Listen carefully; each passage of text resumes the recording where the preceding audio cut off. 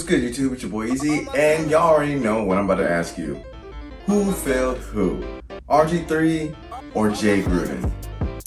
Now, to put a little perspective on what we're about to talk about, Jay Gruden tweeted out something on the lines of like, if I ever put a quarterback through what Jalen's going through right now with the Tampa Bay Blitz, I truly apologize.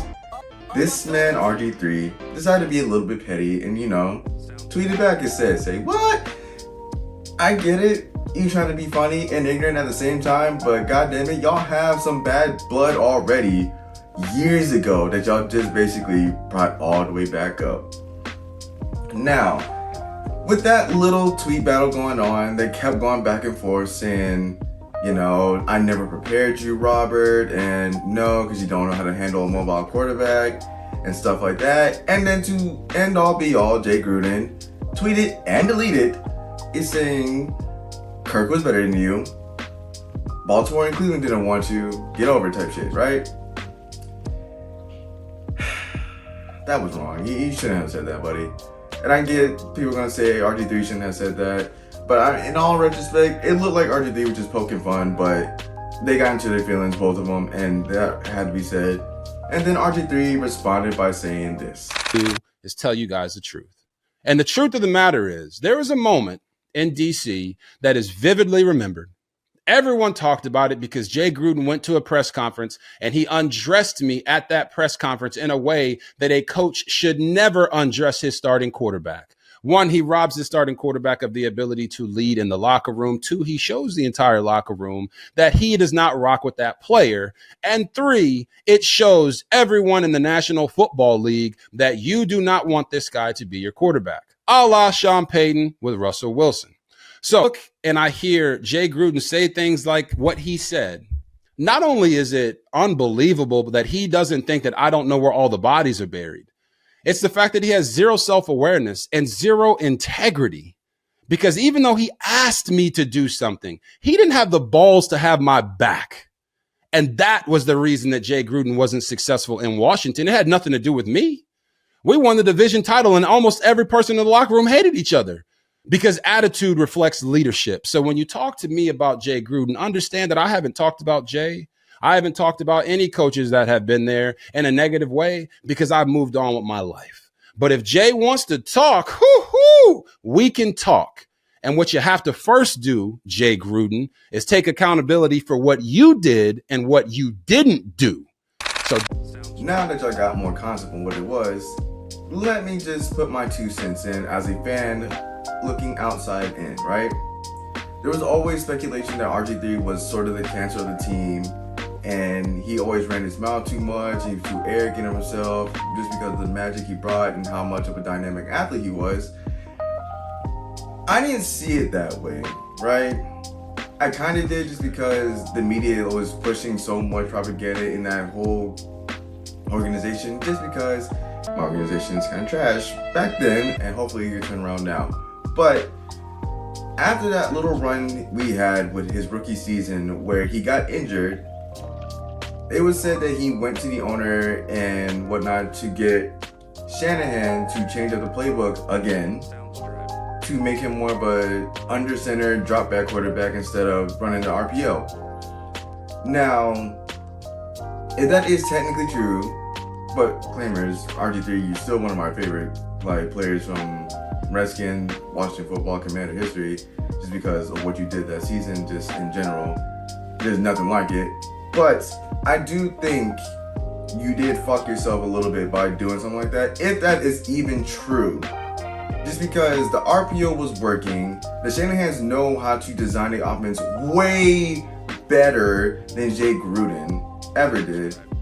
And I get that you got hurt, but it was also on you for not knowing how to slide properly and when not knowing to stop being the hero in certain situations. Now, during that Ravens game, I get it. We needed yards. We needed that first down. And goddammit, you got us there. And Kirk came in there to seal the game away. Again, did what you had to do. But as you can watch your rookie season, you did not know how to slide. The RPO worked phenomenally. The run game worked.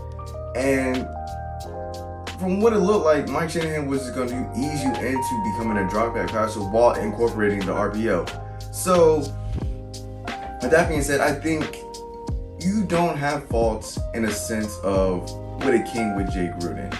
I think it's because of what happened to you, negative stigmas start following you afterwards. And then lo and behold, Mike Shanahan got fired, and then we bring in Jay Gruden. He was no better. He just put a facade on for all his players, and I knew he was a snake in the grass to begin with, but you can tell he didn't want RG3 to be the starting quarterback. He wanted Kirk to be the main guy the whole time. And I know people are going to be like, but why did Shanahan, draft Kirk just to spite Dan Snyder? It was going to be completely honest. He drafted Kirk just to be a pain in the ass to Dan because he wanted RG3 so bad. So he's like, fuck it, we're going to take another QB just because. Right. I mean, it worked out in the end, but Jay made it completely obvious that Kirk was his guy and RG3 wasn't. His playstyle fit more to Kirk instead of, adjusting to your actual starting quarterback, RG3. Now, I don't know what it was or why they were never on the same page, but Jay, you definitely could have, be better prepared knowing that you're going to take a head coach job with a guy who is a mobile quarterback who can both throw and run. You should have made the playbook a little bit quarterback friendly because it worked before. It just got a little wonky when he got hurt and stuff because he lost his confidence and all that good stuff. But you made it completely obvious, and you are at fault because not only was it with RG3 who ended up being cut and released because he couldn't fit in your scheme because you didn't prepare him for that. That is true to a fault. But you don't take accountability for a while you was as a head coach, and as you can see, you were never hired again afterwards when you got fired from here. So to put in perspective, I think you was the one who failed technically RG3. And in the end, said you kind of failed Kirk too. Like, you didn't keep his weapons, you didn't keep any of that stuff towards the end, and you kind of just put this team to a fault. The coaches around you or under you were way better than you, and the fact that we didn't keep them around and we just stuck with you speaks volumes of Dan Snyder and you as a whole. But let me know down in the comments if I'm tripping or not, and who's actually at fault for who failed who. I'm just saying, Jay definitely takes more of the fault than RG3, but y'all can let me know down in the comments who's actually right or not. If you made it to the end of the video, make sure you like, comment, subscribe, and share everywhere that you know. On top of that, please answer the question, who really was at fault? Was it RG3 or was it Jay? If we're speaking honestly, I'm leaning towards Jay Gruden, just because how it wasn't just one player speaking bad on his team. It was pretty much all players speaking bad on his team. But it's your boy Easy. Until next time.